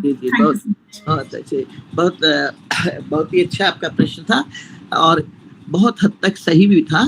तो होता क्या है ना, आप इंडियनाइजेशन की बात करेंगे लेकिन दूसरों को समझाने के लिए एक मैं आपको तर्क देती हूँ. जैसे वेस्ट की भी बातों को हमें उसका जब खंडन करना है तो क्या होता है कि हम जब उनको डीकोलोनाइजेशन शब्द यूज करेंगे तो वो उसको ज्यादा अच्छी तरह से समझ सकते हैं. बस इसका ये अर्थ नहीं है. मुझे आपका ये बड़ा अच्छा लगा प्रस्ताव, इंडियनाइजेशन ऑफ, है ना. तो ये और भी अच्छा शब्द है क्योंकि भारतीयकरण. अगर हम उसकी बात करते हैं तो दोनों मतलब, कहने का मतलब है जब भी हम किसी शब्द का इस्तेमाल करें, जैसा कि आपने कहा, उसका क्या अर्थ है, उसकी क्या उत्पत्ति है, मतलब इन सब को हमको जरूर जानना चाहिए. उसका बड़ा महत्व है उसमें. और फिर हम जिस शब्द को यूज कर रहे हैं वो किस कॉन्टेक्स्ट में यूज हुआ है और उसका क्या महत्व है. मैं ब्रजेंद्र जी को कहूंगी कि ब्रजेंद्र जी आप इसका उत्तर दें इस बिटिया के श्रद्धा जी की बात का. ब्रजेंद्र जी इज ऑल्सो ब्रजेंद्र सर. हाँ, है ब्रजेंद्र सर है. जी है, मैं देख रही हूँ उनको. हाँ जी सर. आपने इस बिटिया का प्रश्न सुना सर? जी बिल्कुल, इनका आर्गुमेंट अपनी जगह पर ठीक है. हाँ. ओवरऑल जो उपनिवेशीकरण हुआ वो केवल भारत के संदर्भ में नहीं हुआ, बल्कि यूरोप ने दुनिया के तमाम देशों को अपना उपनिवेश बनाया। इसलिए यदि आप इसको ग्लोबल रूप से इस्तेमाल करें तो आपको डीकोलोनाइजेशन या भी उपनिवेशीकरण ही प्रयोग करना पड़ेगा। लेकिन यदि आप भारत के संबंध में इसका प्रयोग करें तो आप इसका भारतीकरण या इंडियनाइजेशन भी आप कह सकते हैं, जिसे आजकल भारत बोध कहा जा रहा है। और संयोग से मैडम आप अभी निर्मल वर्मा की चर्चा बीच में कर रही थी। भारत बोध के ऊपर एक किताब के संपादन के सिलसिले में मैं इस समय निर्मल वर्मा का ही एक पेपर का प्रूफ देख रहा था। और वो जिस किताब की आपने चर्चा की, भारत और यूरोप प्रतिश्रुति के क्षेत्र, उसी पर आधारित वो लेख है, तो मैं उसको देख रहा था। केवल दो छोटे छोटे कमेंट्स जो है मैं करना चाहूंगा। Professor A K. सरन ने एक बहुत अच्छी बात कही है। उन्होंने कहा है कि यदि सोशियोलॉजी और एंथ्रोपोलॉजी को लेकर के, हालांकि वो सोशियोलॉजी के ही प्रोफेसर थे, उन्होंने कहा है कि जो सोशियोलॉजी और एंथ्रोपोलॉजी आई, वस्तुतः ये कॉलोनाइजेशन के ही प्रयास करने के लिए अस्तित्व में आई। और उन्होंने ये कहा कि अगर यूरोप में इंडस्ट्रियल रिवोल्यूशन ना हुई होती तो सोशियोलॉजी ऐसा सब्जेक्ट नहीं आया होता। क्योंकि सोशियोलॉजी जो है, जो मॉडर्न सोशियोलॉजी है, वो इंडस्ट्रियल सोसाइटी के तर्कों को ही पुष्ट बनाने के लिए और उनको हमारे अंदर स्वीकृति प्रदान कराने के लिए अस्तित्व में आया। और इसी तरीके से वो कहते हैं कि अगर इंपेरियलिज्म या साम्राज्यवाद ना आया होता तो एंथ्रोपोलॉजी जैसा सब्जेक्ट ना आया होता। एंथ्रोपोलॉजी को वो कहते हैं कि वस्तुतः वो जो साम्राज्यवाद के तर्क होते हैं, जिसे हम लोग सिविलाइजिंग मिशन कहते हैं, उसको पुष्ट करने के लिए एंथ्रोपोलॉजी अस्तित्व में आई। ये जो मॉडर्न सोशल साइंसेस हैं, इसके वो बहुत ही कटु आलोचक थे। और उन्होंने कहा कि मॉडर्न सोशल साइंसेस का आगमन ही वस्तुतः कॉलोनाइजेशन के लिए हुआ। अभी हम लोगों ने पिछले साल एक व्याख्यान आयोजित कराया, उसका विषय ही था उपनिवेशन बजरिए समाज विज्ञान, यानी समाज विज्ञानों के माध्यम से उपनिवेशन। ये बहुत ही अच्छा विषय है और इसके जितने भी फैसेट्स हो सकते हैं सभी मैडम ने हम लोगों के सामने खोले हैं। बात करने में एक समय की सीमा होती है, लेकिन मैडम ने इतने सूत्र दे दिए हैं कि इनमें से एक एक चीज पर, जैसे उन्होंने जो इंडिविजुअल की अवधारणा हमारे सामने रखी, अद्वैत की अवधारणा हमारे सामने रखी, इस तरीके के जितने भी पक्ष उन्होंने रखे, उस पर हम लोग एक अलग अलग व्याख्यान करा सकते हैं। और मैं समझता हूँ कि मैडम से उपयुक्त इस व्याख्यान के लिए कोई नहीं होगा। नहीं सर, ये आपका लोगों को मैडम से इस प्रकार के एक व्याख्यान की श्रृंखला के लिए निवेदन करना चाहिए। धन्यवाद। ब्रिजेंद्र जी, आपने बहुत ही अच्छा इसका उत्तर दिया और इसी बहाने हमारे बच्चे सब आपको सुन भी पाए, जो रिसर्च स्टूडेंट्स जुड़े थे। ये आपने जो बात कही, देखिए वो बहुत इंपॉर्टेंट है श्रद्धा, क्योंकि और उसका भी हुआ। तो अपने संदर्भ में इंडियनाइजेशन कहें तो ठीक है, लेकिन जो यूरोप के अन्य देशों में उसका प्रभाव हुआ और तीसरी दुनिया के इतने देश जो हैं जो उपनिवेशवाद से मुक्त हुए, तो इसलिए वहां पर ये शब्द बहुत प्रासंगिक हो जाता है। इसीलिए मैंने सोचा कि मैं ब्रिजेंद्र जी से कहती हूँ और इसके बारे में उत्तर देने के लिए। जी मैम, ब्रिजेंद्र जी हम लोग बुला चुके हैं। अच्छा, एक व्याख्यान में हमने आमंत्रित किया था और सर ने आपने सब 1.5 घंटा का व्याख्यान दिया है हमारे एसोसिएशन। क्या विषय था? वो तो इंडियन नॉलेज सिस्टम पर एक वर्कशॉप कराई थी, उसके सब थीम थे, तो उसके सब थीम पर सर का नेशनलिज्म पर एक टॉपिक था। तो अब इनका एक लेक्चर आप कराइए और हमको भी उसमें ये कहिए, नहीं भारत बोध पर आप फिर अब उसमें ना जो आपका जो है, आप मुझको भी उसकी लिंक भेज दीजिएगा। नहीं, तो मैं सर को आमंत्रित करता हूँ और चेयर करने के लिए आपको आमंत्रित करता हूँ, और लेक्चर आगामी जो लेक्चर होगा हमारा वो सब मैं जरूर निवेदन करूंगा।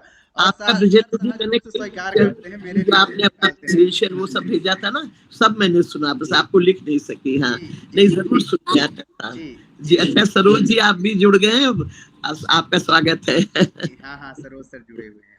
जी हाँ। Vijendra sir, can you please repeat the name of the thinker जिन्होंने ये कहा है sociology and modern social sciences are for decolonising project? A K. Saran. Professor A K. Saran. Sir, आपको बताते हुए मुझे खुशी होगी कि ए.के. सरन साहब से मैं कांस्टेंट मेरा डायलॉग रहता था। मैं जाती थी वहां और ए.के. सरन के मैंने 2 लेक्चर करवाए। एक बर्टन रसेल सोसाइटी है हमारी, यूरोपियनाइजेशन ऑफ द अर्थ, उसका टॉपिक था यूरोपियनाइजेशन ऑफ द अर्थ, और रघुवीर सिंह ने उसकी अध्यक्षता की थी, और एक बार प्रोफेसर हीरालाल ने। तो और वो एक पत्र अगर हम इतना ढूंढते हैं, वो कह एक बार वो ये जो एडवर्टीजमेंट है जिसने कि हमारे कान को और सबको बिल्कुल वो कर दिया है ना, सोचने की शक्ति जो खत्म करते जा रहे हैं, उस पर एक बार मुझे लिखा कि मैं जर्मनी में सुन रहा था, तो मुझे आपकी याद आई कि आप कितना रैप्ट अटेंशन के साथ उसको सुन रही थी। तो बहुत उनसे मेरे बड़े अच्छे ताल्लुकात थे। जी जी बहुत बड़े स्कॉलर हैं, उनकी बहुत सारी किताबें तिब्बतन इंस्टीट्यूट से भी छपी हैं। जी तो जी आप लोगों को, आप ये भारतीय ज्ञान परंपरा को समझने के लिए आप उनकी भी किताबों को पढ़िए, है ना। जी आपको Sorry मुख्य to रूप interrupt से you again, ma'am. Ma'am, आपने when you were giving the lecture, meanwhile you mentioned some Govind Sharan Pandey or kind of मैं सुन नहीं गोविंद पाई। चंद्र गोविंद चंद पांडे, जी.सी. गोविंद पांडे, चंद गिरीशन नहीं, गोविंद चंद है मेरा। गोविंद चंद पांडे, जीसी हाँ, पांडे। गोविंद चंदे पांडे, जी.सी. पांडे, वो इलाहाबाद के थे, इलाहाबाद विश्वविद्यालय के भी कुलपति हुए, जयपुर विश्वविद्यालय के भी कुलपति हुए, लेकिन इतना अद्भुत लिखते हैं बौद्ध दर्शन पर। एक बार तिब्बतन इंस्टीट्यूट में उन्होंने बुद्ध एंड शंकराचार्य पर लेक्चर दिया। मैं क्या बताऊं कि क्या वो लेक्चर था। तो वो कहते थे कि मतलब बहुत बहुत ज्ञान उनको बौद्ध दर्शन का, सनातन धर्म का, सबका उनको इतना, जैन धर्म का। उन्होंने जैन पॉलिटिकल फिलॉसफी पर एक किताब लिखी है। सोचिए, हम लोग कभी पॉलिटिकल फिलॉसफी में जैनिज्म पढ़ाते ही नहीं है पॉलिटिकल फिलॉसफर की तरह से, पर उनकी वो किताब भी गजब की किताब है। तो इसलिए जी.सी. पांडे, उनकी भी किताब भारतीय परंपरा के मूल स्वर, ये तो आप जरूर पढ़िए, हिंदी में है ये किताब। और दूसरी जो किताब है उनकी, भारतीय समाज तात्विक और ऐतिहासिक विवेचन। भारतीय समाज तात्विक और ऐतिहासिक विवेचन। बस एक ही बात है कि उनकी हिंदी ना बड़ी क्लिष्ट है। वो 5, 7, 8 बात को एक पैराग्राफ में वो करते हैं कि आपको बार बार उस पैराग्राफ को पढ़ना पड़ेगा, लेकिन जो लिखा है उन्होंने वो बहुत बहुत ही गहन है। Thank you, ma'am. Thanks a lot. सो अब मैं अध्यक्षीय उद्बोधन के लिए प्रोफेसर विघ्नेश भाट सर को आमंत्रित करूंगा। Sir please unmute your. Yes. माननीय चंद्रकला जी, प्रोफेसर विजेंद्र जी और श्रोताओं, नमस्कार फिर एक बार। आज की मुख्य वक्ता Shrimati professor Chandrakala ji.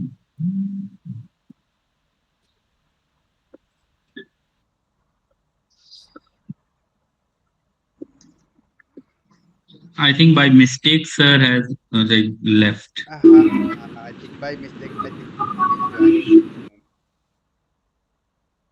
Ma'am, you are muted. April.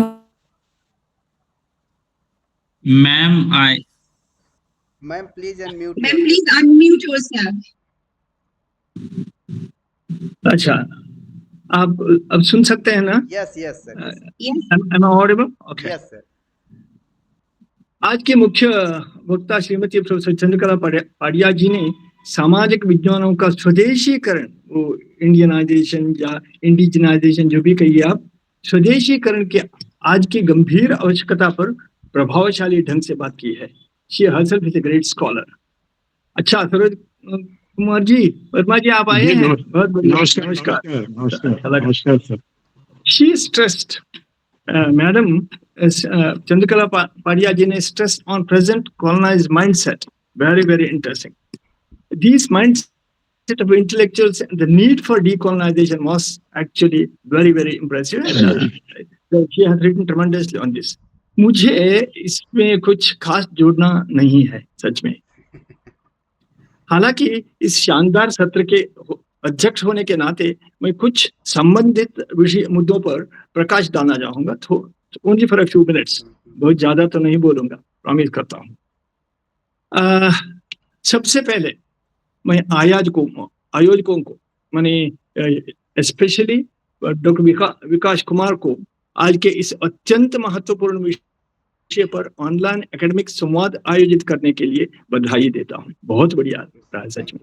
सामाजिक विज्ञान के छात्रों के रूप में हमें इस मुद्दे पर विचार और विमर्श करना और कार्रवाई भी करना की आवश्यकता बहुत है। इसलिए पहले ही अभी काफी देर हो चुका है, जैसे मैंने पहले ही कहा था, already we are on a slippery ground कहा था मैंने। The so-called modern social science philosophy has failed to understand the breadth and depth and present relevance of Indian knowledge system. There had been a question, अभी एक प्रश्न आया कि in a competitive world of this kind, can we really, get back to our tradition and really compete with the world? If the time permits, I'm going to talk a little more on that.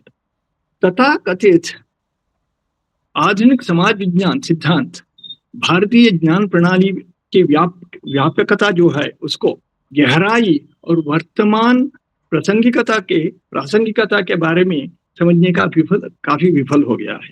ये सच में मैं व्यथित हूँ. ऐसे कहते हैं, in fact I am very melancholic in that way because I have been a student of sociology for the last 45 years. As a result of this ignorance, Indian social philosophy wrongly portrayed as otherworldly, totally fatalistic, negative, and pessimistic. I really liked when Vijendra ji ne kaha ki oftentimes what happens is anthropology, for example, often it was used by the colonial administrators to make use of their power ambitions.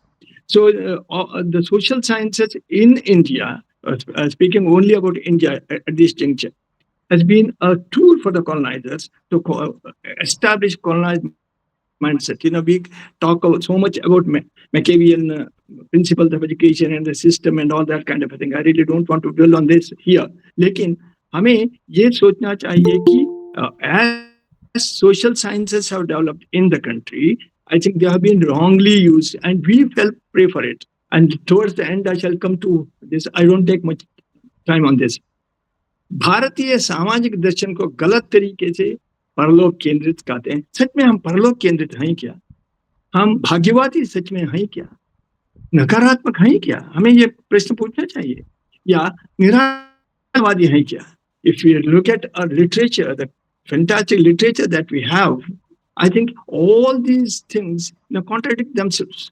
One of the basic problems with the Western social science theories is they have been individual-centric, basically because individual happens to be the prime member of any society for the West. Historically, it was true also. The students of history would agree with me. क्योंकि हम जब अंग्रेजी में लिखते हैं तो मेरे बारे में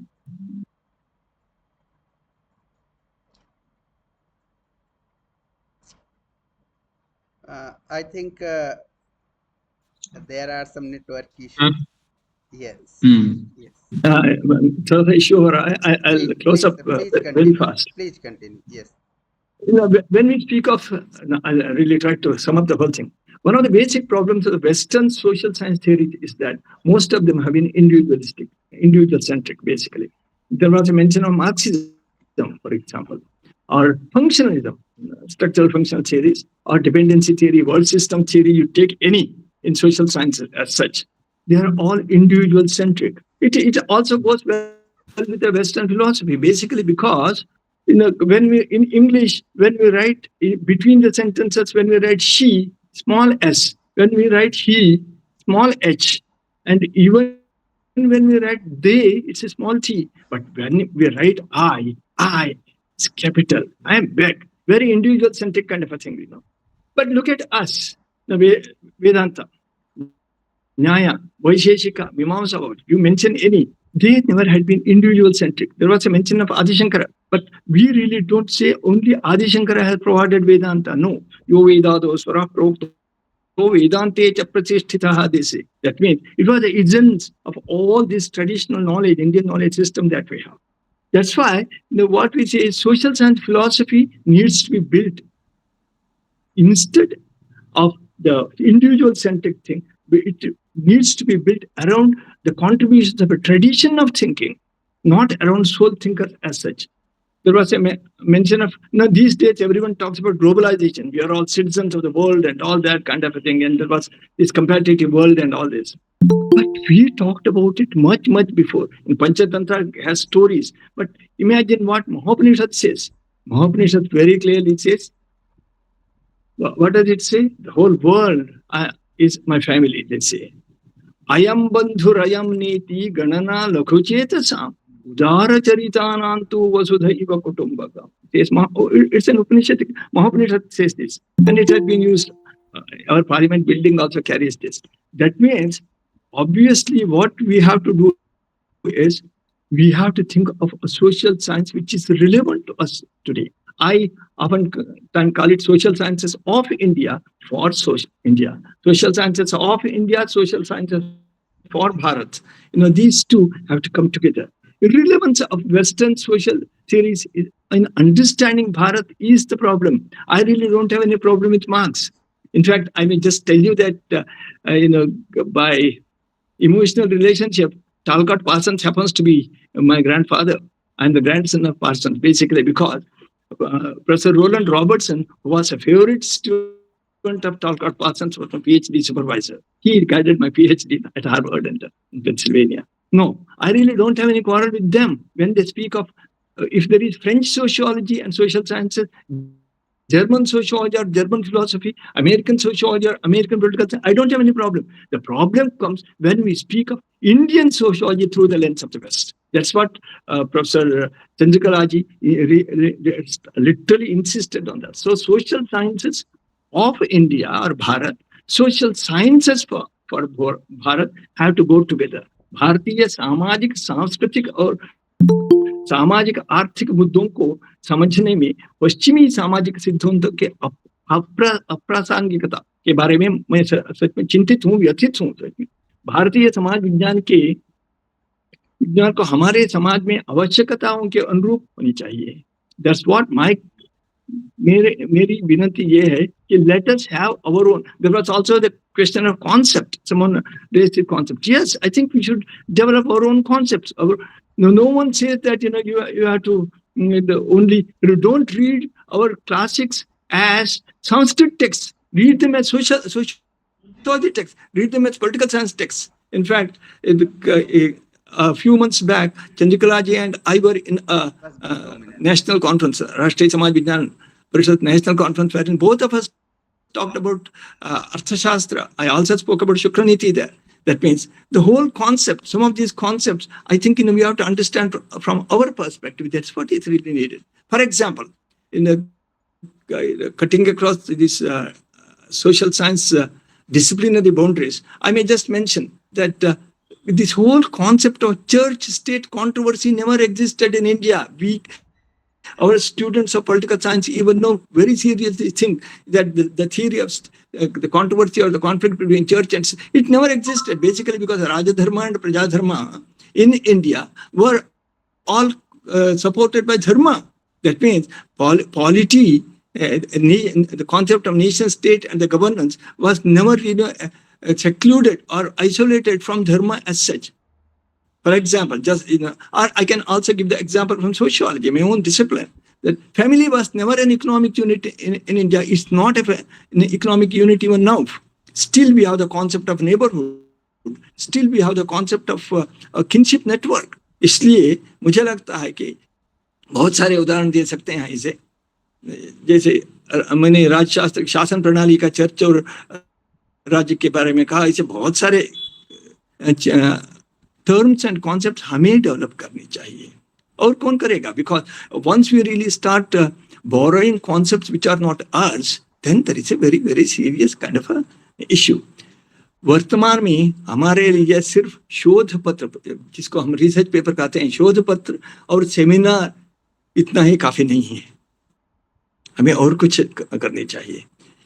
एक वैकल्पिक कार्य प्रणाली जिसको हम रिसर्च मेथोडोलॉजी कहते हैं, उसको बढ़ावा देनी चाहिए कि एक कार्य योजना, एक्शन प्लान जिसको कहते हैं, उसको करनी चाहिए। राष्ट्रीय समाज विज्ञान परिषद उसी सोशल मूवमेंट में है सच में, इसलिए ये पेपर्स अच्छे हैं। कॉन्फ्रेंस करना भी बहुत बड़ी बात है और ये हम पीएचडी वगैरह वगैरह करते हैं, लेकिन इसके साथ साथ हमें राष्ट्रीय प्रणाली जो है उसमें हमें जुड़ना चाहिए, वो बहुत महत्व है। साथ ही भारतीय शास्त्र साहित्य, मैंने पहले ये क्लासिकल लिटरेचर सामाजिक रूप में उपयुक्त विचारों के विश्लेषणात्मक अध्ययन भी होनी चाहिए। I am very happy that Shraddha is doing such a work. I am very very happy that she is doing her PhD in that. इसलिए हम सांस्कृतिक टेक्स्ट को, चाहे वेद हो या उपनिषद हो या धर्मशास्त्र ग्रंथ हो, जो भी हो, you read them as sociology texts, as text of history, basically because, just to quote Bhagavad Gita, Sri Krishna says very, very clearly that he is not talking of great philosophy or anything of that kind. Behind that philosophy is history. Atyapyudahariti mamitihasam purathan. Itihasa is the word that he uses. That means, read it as history text. Read it as, history, somehow we always thought, basically because of this Western lens, history is read as the story of kings and queens and princes and all that. No, history in our context, if you go to Rajatarangini, you understand that history was conceived as the story of the common people, of what's happening with the common people, and it's very sociological in nature. In fact, I really don't want to say much on this. I end my words, because it's nearing 7 o'clock. So I really don't want to go on and on. I end my words by quoting a doyen of sociology who said very beautifully. His name is Professor D.P. Mukherjee. It's a tongue twister. Dhurjati Prasad Mukhopadhyaya is his name, from Lucknow. And he worded it very, very beautifully. While talking about Indian sociology, Bharatiya Samaja Shastra, he said, as a sociologist, said, to become a good Indian sociologist, you become Indian first and then sociologist. Yeah. So what I'm really trying to stress is this. Again, I also have to have a word of caution here, especially for the youth, that if you really start becoming Indian sociologists, then there is no scope for us outside and we will not compete. No, that's not quite the case. Social sciences in the West are changing considerably. Believe me, trust me. Social sciences in the West are really looking at it. Basically because if Japan can do it, and if some of the African countries, without the economic prosperity that the West thinks as the greatest, if they can do it, I think we also not only can do it, but we should do it. The only thing is, it's a word of caution. Don't throw the baby with the bathwaters. Everything that is Western, let's not throw it. No, let us. There was this Professor Chandrika Pandya, in fact, quoted it also. The very first word in human literature that is available is from Rigveda, and the very first verse of Rigveda says, "Let noble thoughts come from all the universe. Ano bhadrah kratavo yantu vishwatah." Let noble thoughts come from all over. Let's welcome them. So let us not throw the baby with the bathwater. Just basically because it comes from the West, let's not reject it. But at the same time, that's while we should have the wings, we should also have a very firm root. That's only when we have firm roots, then we can really fly. So given this kind of a thing, I really don't want to, it's time. So I really don't want to go on and on, but it was a great learning for me. Thank you very, very much. And I thank the speaker and all the questions and of course the audience. Thank you very, very much. Thank you. Thank you, Vignesh. Thank you. Thank you so much, sir, for your scholarly address. So I would like to invite to Dr. Asuni ji for formal vote of thanks. Over to you, Asuni ji. बहुत बहुत धन्यवाद विकास जी. On behalf of Indian Research